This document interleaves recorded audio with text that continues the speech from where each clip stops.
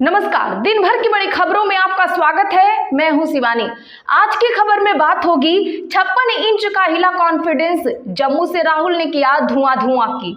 वहीं गडकरी बोले चौथी बार नहीं आएगी मोदी सरकार, सन्न हुए मोदी और शाह की।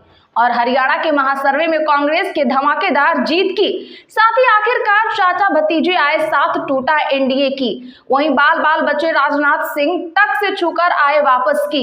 इधर रवि किशन को मिला भक्ति का फल, ऑस्कर पहुंची लापता लेडीज की। इसी के साथ आज दिन भर की सभी बड़ी और प्रमुख खबरों को जानेंगे विस्तार से। उससे पहले एक नजर सुर्खियों पर। आतिशी ने सीएम की कुर्सी खाली छोड़ी, कहा जैसे भरत ने खड़ाऊ रखकर सिंहासन संभाला, मैं दिल्ली संभालूंगी। गडकरी बोले चौथी बार सरकार बनने की गारंटी नहीं, लेकिन ये तय है रामदास अठावले बनेंगे मंत्री, फिर कहा मजाक कर रहा था। राहुल गांधी बोले 56 इंच की छाती वाले पीएम पहले जैसे नहीं, मोदी के आत्मविश्वास में आई कमी, यह लोकसभा में साफ दिखता है। तिरुपति लड्डू विवाद के तहत मंदिर का शुद्धिकरण हुआ, परिसर में 4 घंटे महाशांति यज्ञ हुआ। प्रसाद बनाने वाले रसोई को दूध, दही और गोमूत्र से किया गया शुद्ध। अमित शाह की जगाधारी रैली, बोले खट्टर का टाइम पूरा हुआ तो बदलाव किया। कांग्रेस में पिता पुत्र लड़ रहे, सुरजेवाला ने नए कपड़े सिलाए।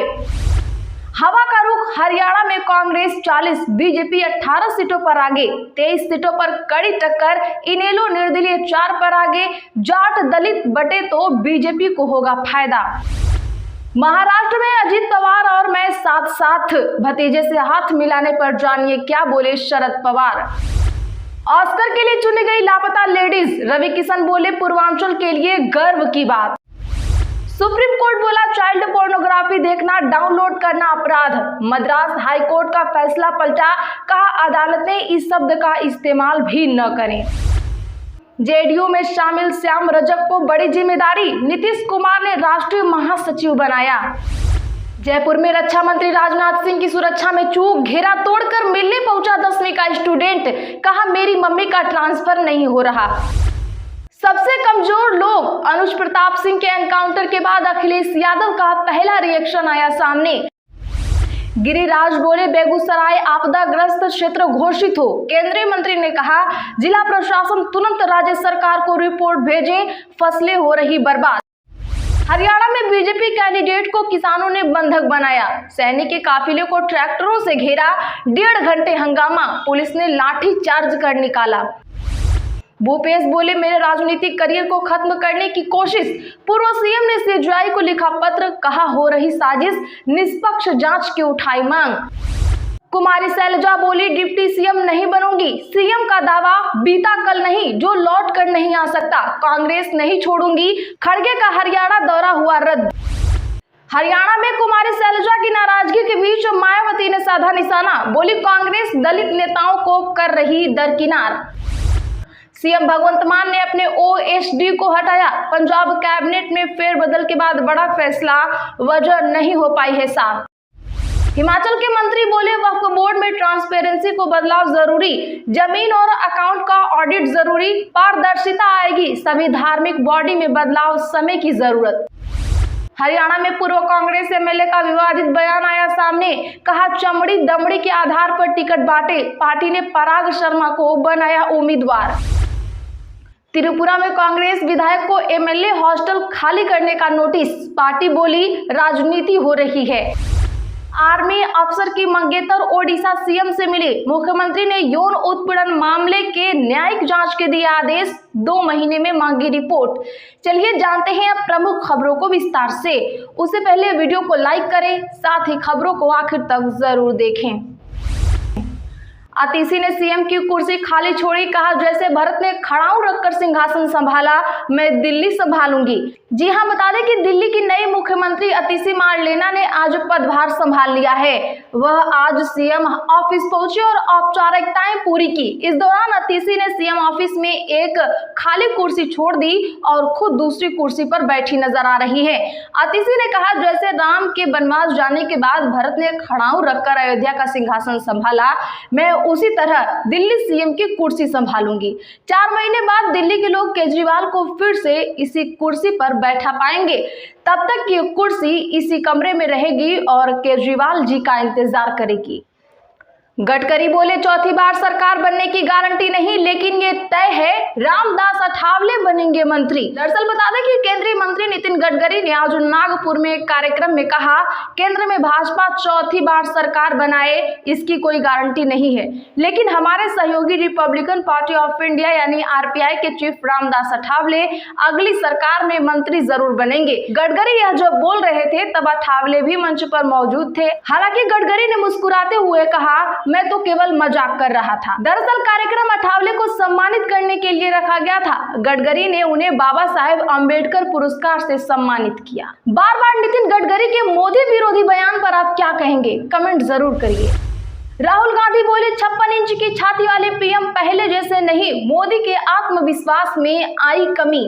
जी हां, बता दें कि विपक्ष के नेता और कांग्रेस सांसद राहुल गांधी आज जम्मू कश्मीर के दौरे पर हैं। राहुल ने सूरनकोट में कहा, पीएम मोदी के आत्मविश्वास में कमी आई है। आज उनसे जो भी विपक्ष कराना चाह रहा है वह करा ले रहा है। भाजपा भाई भाई को लड़वाती है। जो 56 इंच की छाती वाले नरेंद्र मोदी पहले थे, अब वे वैसे नहीं है। लोकसभा में उनके सामने खड़ा होता हूं तो मुझे साफ साफ दिखता है कि उनका आत्मविश्वास खत्म हो गया है। वे कानून लाते हैं, हम उनके कानून के सामने खड़े हो जाते हैं, वे कानून पास नहीं हो पाते। सूरनकोट के बाद राहुल गांधी श्रीनगर के सॉल्टिंग निर्वाचन क्षेत्र में भी रैली किए। यहां वे कांग्रेस के प्रदेश अध्यक्ष तारिक हमीद कर्रा के लिए समर्थन मांगे। जम्मू कश्मीर विधानसभा चुनाव के दूसरे फेज के लिए प्रचार अभियान आज ही खत्म हो गया है।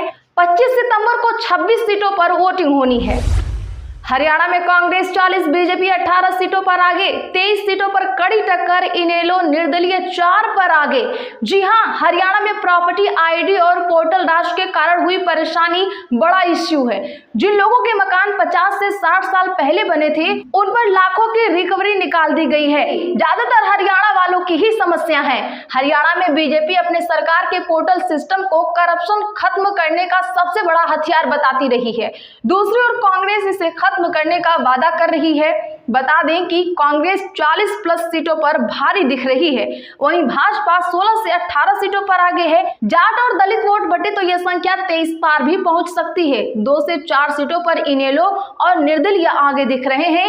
23 सीटें ऐसी हैं जहां पर कांटे की टक्कर है। यहां अगले 10 से 12 दिनों में मुकाबला किसी भी तरफ जा सकता है। अजीत पवार और मैं साथ साथ, भतीजे से हाथ मिलाने पर जानिए क्या बोले शरद पवार। दरअसल बता दें कि महाराष्ट्र में विधानसभा चुनाव से पहले सियासी हलचल तेज हो गई है।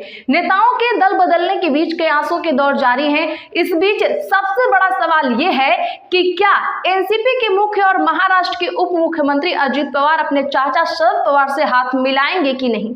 इसको लेकर शरद पवार का बयान सामने आया है। उन्होंने कहा कि वह और भतीजे अजीत पवार एक परिवार के रूप में एक साथ हैं, लेकिन यह स्पष्ट कर दिया गया है कि अजीत एक अलग राजनीतिक दल का नेतृत्व कर रहे हैं। ऑस्कर के लिए चुनी गई लापता लेडीज, रवि किशन बोले, पूर्वांचल के लिए गर्व की बात है। जी हां, बता दें कि यूपी की गोरखपुर सीट से बीजेपी के सांसद रवि किशन की फिल्म लापता लेडीज ऑस्कर 2025 में इंडिया को रिप्रेजेंट करेगी। इसे ऑस्कर की फॉरेन फिल्म कैटेगरी में भेजा गया है। इस पर प्रतिक्रिया व्यक्त करते हुए सांसद रवि किशन ने कहा है कि यह उनके जीवन में एक खास मौका है। पहली बार उनकी कोई फिल्म ऑस्कर के लिए चुनी गई है। उन्होंने फिल्म के निर्देशक किरण राव और निर्माता आमिर खान को इसका क्रेडिट देते हुए बताया कि मुझे मेरे अच्छे अभिनय का इनाम मिला है। उन्होंने कहा कि यह पूर्वांचल के लिए गर्व की बात है कि उनके सांसद की फिल्म ऑस्कर के लिए चुनी गई है। क्या लगता है आपको, ये फिल्म ऑस्कर जीत पाएगी? कमेंट में हाँ या ना जरूर लिखिए। जेडीयू में शामिल श्याम रजक को बड़ी जिम्मेदारी, नीतीश कुमार ने राष्ट्रीय महासचिव बनाया।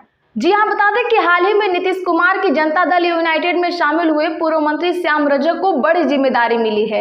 नीतीश कुमार ने उन्हें जदयू का राष्ट्रीय महासचिव नियुक्त किया है। इसके साथ ही जेडीयू के वरिष्ठ नेता अरुण कुमार को झारखंड का पार्टी सह प्रभारी नियुक्त किया गया है। आपको बता दें कि सितंबर को श्याम रजक जेडीयू में शामिल हुए। पार्टी के कार्यकारी अध्यक्ष संजय झा ने उन्हें पार्टी की सदस्यता दिलाई थी। यह दूसरा मौका था जब रजक जदयू में वापस आए हैं। सबसे कमजोर लोग। अनुज प्रताप सिंह के एनकाउंटर के बाद अखिलेश यादव का पहला रिएक्शन आया सामने। दरअसल बता दें कि यूपी के उन्नाव में तड़के हुए एनकाउंटर में यूपी एसटीएफ के हाथों सुल्तानपुर डकैती के आरोपी अनुज प्रताप सिंह के मारे जाने के बाद समाजवादी पार्टी प्रमुख अखिलेश यादव की पहली प्रतिक्रिया सामने आई है। अखिलेश यादव ने बिना किसी का नाम लिए, बगैर किसी को कुछ कहे, कहा कि सबसे कमजोर लोग एनकाउंटर को अपनी शक्ति मानते हैं। किसी का भी फर्जी एनकाउंटर नाइंसाफी है। बता दें कि इसके पहले अमेठी से अनुज प्रताप सिंह के पिता धर्मराज सिंह की प्रतिक्रिया सामने आई थी, जिन्होंने अपने बेटे के एनकाउंटर को अखिलेश यादव की इच्छा का परिणाम बता दिया था। धर्मराज सिंह ने कहा कि एक ठाकुर के एनकाउंटर से कम अखिलेश यादव की इच्छा की पूर्ति हो गई है। जैसा कि पिता ने कहा है, इससे पूरा मतलब साफ साफ दिख रहा है कि ये एनकाउंटर पूरी तरह से फेक है। हरियाणा में बीजेपी कैंडिडेट को किसानों ने बनाया बंधक। सैनिक के काफिले को ट्रैक्टरों से घेरा, 1.5 घंटे जमकर किया हंगामा। जी हां, हरियाणा के अंबाला में पूर्व गृह मंत्री अनिल विज के बाद किसानों ने भाजपा के नारायणगढ़ से उम्मीदवार पवन सैनी को घेर लिया। सैनिक काफिले के साथ वोट मांगने फतेहगढ़ जा रहे थे। रास्ते में किसानों ने चारों तरफ से ट्रैक्टर लगाकर उन्हें घेर लिया। करीब 1.5 घंटे तक वह किसानों के बीच फंसे रहे। किसान उन पर ट्रैक्टर चढ़ाकर कुचलने का डर दिखाते रहे। इस दौरान खूब जमकर हंगामा भी हुआ। बाद में एसपी सुरेंद्र भौरिया भारी पुलिस बस के साथ मौके पर पहुंच गई। पुलिस ने लाठीचार्ज कर पवन सैनी को वहां से निकाला। तो आज के लिए बस इतना ही। ऐसे ही बड़ी खबरों के लिए चैनल को सब्सक्राइब करिए, बगल में घंटे के निशान को भी जरूर दबा लें। वीडियो को लाइक शेयर कर हमारा सपोर्ट जरूर करें।